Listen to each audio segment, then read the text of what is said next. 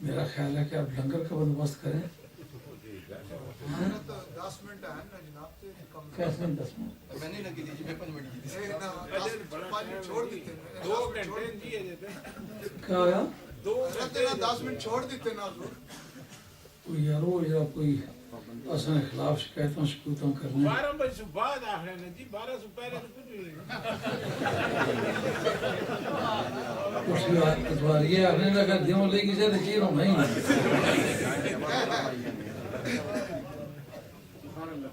حاضرین کرام جتنے لوگوں نے مل کے تقریریں کی ہیں نا اور سب سے زیادہ میں نے اکیلے تقریر کی ہے. اس لیے بڑا خاصا مشکل ہے. 2-4 جملے اس پر میں عرض کر دیتا ہوں کہ ان کو بھی نبی کریم علیہ السلام اپنے فیوض و برکات سے مستفید فرماتے ہیں کہ لما یلحقوا بہم، جو ان سے ابھی ملے ہی نہیں ہیں. تو اس کا مطلب یہ ہے کہ جن لوگوں نے جسمانی طور پر سرکار دو عالم علیہ السلام سے ملاقات نہیں کی ان تک بھی سرکار کے فیضان کے آنے کا کوئی روٹ ہے اور وہ یہ فیضان جاری رہے گا. تو اس کے سمجھنے کے لیے آسان بات یہ ہے اگر وہ فیضان بعد میں آنے والے لوگوں کو نہ پہنچتا پھر نیا نبی چاہیے ہوتا تھا. نیا نبی جو نہیں آ رہا تو پھر ماننا پڑے گا وہ فیضان آ رہا ہے. تو پہلوں کو یہ سہولت مہیا کرنا پچھلوں کو مہیا نہ کرنا یہ زیادتی ہے. اور جو ثواب و حاضر امہ کا چیپٹر ہے مشکات شریف کے اندر جو باب الجمع والشام آخری چیپٹر اس سے پہلے اس کے اندر ہے جو صحابہ کرام رضوان اللہ تعالی اجمعین نے یہ سرکار کی بارگاہ میں بیٹھ کے باتیں کی. سرکار نے فرمایا کہ جانتے ہو کہ سب سے عجیب ایمان کن لوگوں کا ہے؟ ان کا یا رسول اللہ سب سے عجیب ایمان نبیوں کا ہے. ان کا نبیوں کا ایمان سب سے زیادہ عجیب ہے. یہ کس طرح تک نبی کا تو بڑا راست تعلق رب سے ہوتا ہے وہ ایمان نہ لائیں تو کریں کیا؟ کافر فرشتوں کا ایمان عجیب ہے. ان کا فرشتوں کا ایمان کیا عجیب ہے؟ اللہ تعالیٰ کے تجلیات کے جلو میں رہتے ہیں. وہ اگر ایمان نہ لائیں تو کیا کریں؟ پھر ہمارا ایمان عجیب و غریب ہے. ہمارا ایمان انوکھا ہے. ان کا تم نے چاند ٹوٹتا دیکھا ہے, سورج پلٹتا دیکھا ہے, درخت دوڑتے دیکھے ہیں, پتھروں کو پانی پر تیرتے دیکھا ہے اور جنگل کے جانوروں کو میرا کلمہ پڑھتا ہے. اگر ایمان نہ لاتے کرتے کیا؟ انہوں نے کہا آپ ہی بتا دیں کس کا ایمان عجیب. ان کا وہ لوگ جو میرے بعد آئیں گے جنہوں نے مجھے دیکھا ہی نہیں. یود احدہم لو رآنی بآلہ وبمالہ ان من اشد الناس لی حبا یکونون بعدی یود احدہم لو رآنی بآلہ وبمالہ. یہ یودو کے بعد لو جو آتا ہے یہ مصدریہ ہوتا ہے. ایک قاعدے زبانی یاد رکھنے میں کتابوں میں زبانہ ٹوری کا تو پھر اس طرح گھر میں لگی آگ لگے کنواں کھودنے. یہ یود احدہم لو یہ لو مصدریہ ہے. یود احدہم لو رآنی بآلہ وبمالہ. وہ بعد میں آئیں گے لوگ میرے سخت محبت والے وہ لوگ ہیں اور وہ لوگ جو ہیں وہ چاہیں گے میری جان بک جائے, میرا مال بک جائے, میری اولاد بک جائے, میرا کچھ نہ رہے. ایک مرتبہ سرکار کو دیکھیں. ایک مرتبہ سرکار کے دیکھنے کی قیمت وہ پوری متاع زندگی قربان کرنا چاہتا ہے. اس کے تحت جو علماء حدیث ہیں وہ کہتے ہیں ہم یہ تسلیم نہیں کرتے کہ غیر صحابی صحابی کے برابر نہیں ہو سکتا. یہ جمہور اہل سنت کا مذہب ہے. ہم جس مذہب کے لوگ ہیں ان میں جمہور کا یہ مذہب ہے کہ غیر صحابی صحابی کے برابر نہیں ہو سکتا. اہل سنت میں ایک طبقہ ہے جو کہتا ہے کہ غیر صحابی صحابی سے افضل ہو سکتا ہے. محدثین کا یہ موقف ہے. یہ جو ثواب حاضر امہ اس کے تحت محدثین نے ذکر کیا. مگر ہم اس طبقے کے لوگ ہیں جو کہتے ہیں غیر صحابی صحابی کے برابر کبھی نہیں ہو سکتا. ہمارا اس پر جذب ہے. لیکن یہ دلائل ہیں, ہم ان کو بھی کافر یا بے ایمان یا ایسا گمراہ ہونے کا الزام نہیں دے سکتے. اس وقت محدثین کا وہ طبقہ ہے اور بڑا طبقہ ہے. وہ کہتے ہیں اس جگہ سرکار نے یہ جو بتلایا نا کہ وہ میرے دیکھنے پر سب قربانیاں دینے کے لیے تیار ہے. اب دیکھتے ہیں کہ اگر سرکار کے وصال پاک کے بعد लोगों ने सरकार को देखा है आलमी बेदारी में, जीते और जागते हुए, और सरकार ने उनकी रहनुमाई फरमाई है, तो फिर मानना पड़ेगा लम्मा यलाकू बिहिम के माना यही है कि ये लोग अभी उनसे मिले नहीं हैं, मगर सरकार के तज़किया और सरकार की तफहीर इन्हें पहुंच रही है। जैसे हजरत अल्लामा तफ्तासानी के बारे में शज़रातुज़्ज़ाहब इब्न इमाद हम्बली की, हालांकि वो तबकाती तौर पर दूसरे अकीदे से ताल्लुक रखता है, वो कहता है कि अल्लामा तफ्तासानी अल्लामा इस्मा गुजरे अपने वक्त में, ये इतने कुंदज़ैन थे, इतने कि कुतुबुद्दीन राज़ी रहमतुल्लाह अलैह के शागिर्द थे। जब कभी कोई बात पड़ जाए ना, वो यार फलाना ये जा बुद्धू है ना, वो जिस तरह समझ यार इब्न मसूद है, ये मसूद सादुद्दीन मसूद जो है ना, बस ये समझी को दुआ सादुद्दीन मसूद है जिस साहब अच्छा करना तो दूर जनाब मजाक ना करेंगे शुरू कर देनी।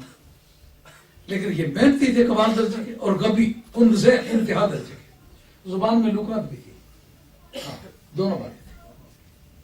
जनाब कुतुबुद्दीन राजी की बात पढ़ते लगे हुए मेहनत करते करते एक दिन रात के वक्त एक आदमी आया, उन्हें दरवाजा खटखटाया, दरवाजा खोला, क्या बात, उन्होंने कहा चल बाहर चले, किस मकसद के लिए, सैर के लिए। कहते माँ खुले सैर, मैं सैर के लिए नहीं बनाया, मैं काम कर रहा हूँ।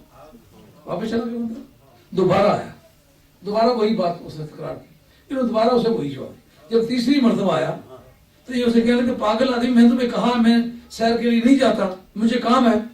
उसने कहा अल्लाह के बंदे सरकार बाहर खड़े।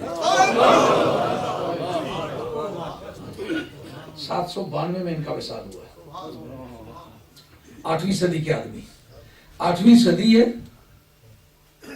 और रह का इलाका है, कुतुबुद्दीन राजी के शागिर्द हैं, उनके जेर तालीम है, मंतिक और फलसफा से पढ़े आता जाता कुछ नहीं। 8वीं सदी का आदमी है, सरकार का बाजार पाक मदीना तैयबा में है और 8वीं सदी बीत रही है, इख्तिताम पर है। तो जनाब बोला, आप कहते वो सरकार बाहर खड़े, इन्होंने ये नहीं कहा कि तू ऐसे कहता होगा। अगर उनका अकीदा कुतुबुद्दीन राजी के जरिए से या दीगर अकाबिरीन मिल्लत के जरिए से ये न पहुंचा हुआ होता कि सरकार लम्मा यल्हाकू बिहिम को भी फैजान पहुंचा सकते हैं, तो वो उस जगह वो सवाल करते, मैं तो ये बात नहीं मानता, पागल आदमी, सरकार तो दफन है। मालूम है ये अकीदा अब पैदा हुआ है, ये पुराने मुसलमानों में नहीं था। तो लम्मा यल्हाकू की तफसीर में यही बात समझते, दौड़े जनाब, जूते भी नहीं पहने, सर पर टोपी भी नहीं पहनी, दौड़े बाहर गए, देखा सरकार खड़े, ये लम्बा यल्हाकू बिहिम से है। अब जनाब सरकार तो का सादुद्दीन मसूद, मुंह खोलो, मुंह खोलो, सरकार ने अपना लुआब धान फेंका, उसी वक्त सरकार गायब हो गए। लेकिन वापस आके इससे कि भूखा बाजरी शिकार के पीछे जाता, वो जितनी किताबें पढ़ी सब अजबर हो गई और तैयारी कर लेके सुबह आज उस्तादों से बात करूंगा।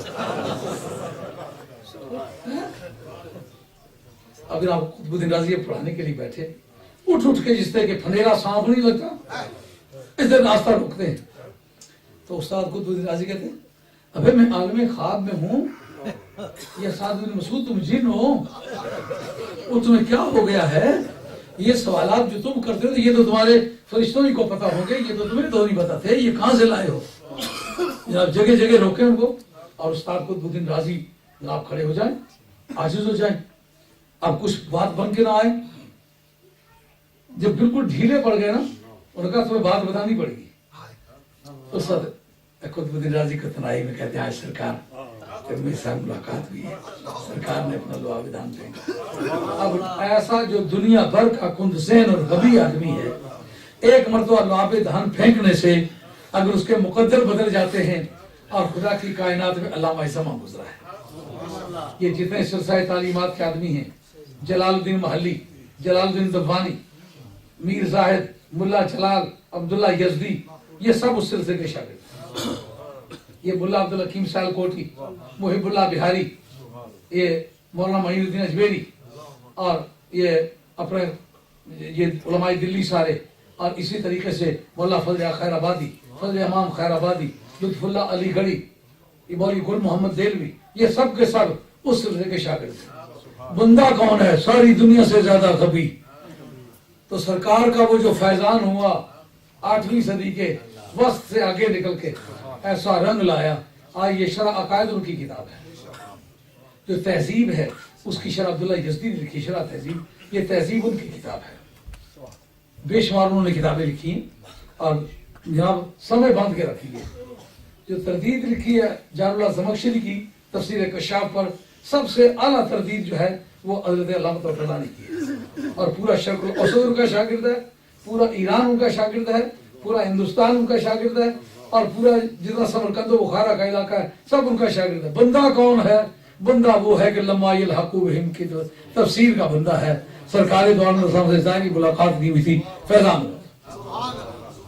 حضرت علامہ جلال الدین سیوطی کے متعلق انور علی شاہ صاحب نے لکھا ہے اور دیگر قابل محدثین نے لکھا ہے کہ 72 سے زیادہ مرتبہ نبی کریم علیہ السلام کے ساتھ جلال الدین سیوطی کی ملاقات جیتے اور جاگتے ہوئے سر کی آنکھوں کے ساتھ ہوئی, زیارت ہوئی.